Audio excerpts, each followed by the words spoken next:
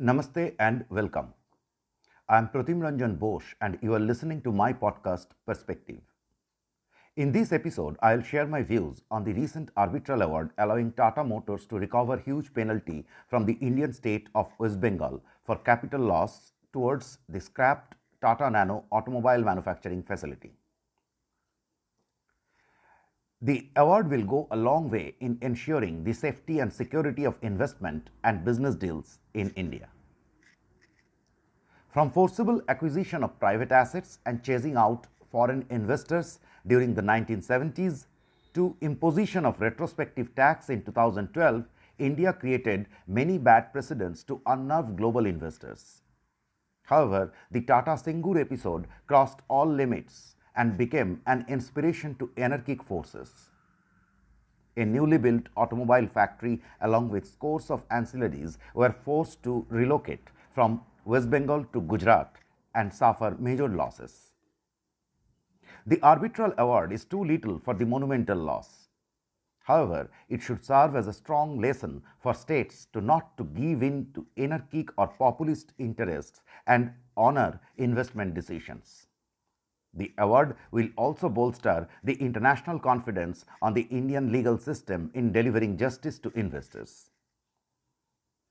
A three-member tribunal awarded Tata Motors a compensation of nearly Rs 766 crore from the nodal agency West Bengal Industrial Development Corporation Limited or WBIDC for capital loss and 11% interest on the compensation from September 1, 2016 till recovery. On debt, the total payable stands at nearly Rs 1300 crore or $156 million. In 2006, on behalf of the then left front government in the state, WBIDC entered an agreement with Tata Motors for the investment. In Indian legal system, arbitral awards can be reviewed by the higher court. However, going by the precedents, there is less probability of a reversal of order. West Bengal should pay through its nose for dishonoring the investment decision. It is ironic that Ms. Mamata Banerjee, who was the face of anti-Tata protests in 2008, is now the Chief Minister of the state. Banerjee is fully responsible for this eventuality. She won the 2011 state election and forcibly acquired the closed Tata Motors facility. India's Supreme Court ruled in favor of Banerjee government at the pretext of loopholes in land acquisition process by the previous government. Tata went to the arbitrator seeking compensation for the lost investment and won it. Looking back, Tata Motors became a victim of the political rivalry. Originally, the plant was scheduled to come up near Kharagpur, 140 kilometers from Kolkata. To ensure improved facilities to the investor, the state government later zeroed in on Singur in the outskirts of Kolkata. Trinamool was almost washed out in 2006 election. Singur was one of the few seats it was retaining.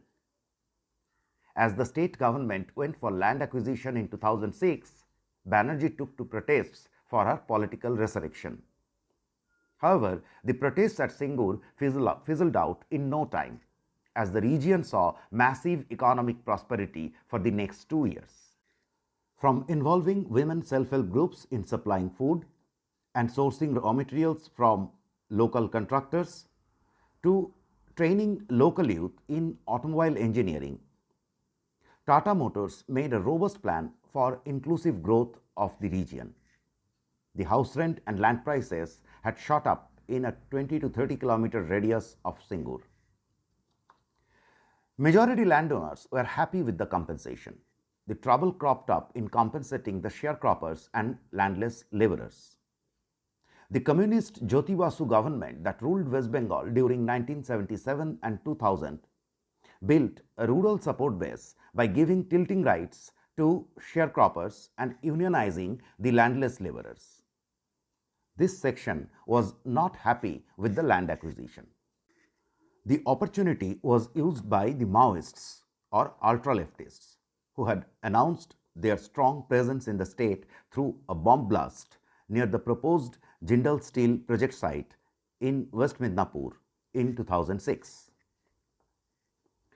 By 2007, Maoists and Islamists created a free zone in Nandigram in East Midnapur at the proposed site of a special economic zone. Sooner or later, they had spread into Singur in Hooghly district near East Midnapur. The police firing at Nandigram, killing nearly a dozen, brought anti-land acquisition protesters public sympathy. All anti-establishment forces joined hands to spread the fire across the state to bring down the government. The state was gripped by anarchy. Banerjee yielded fruits.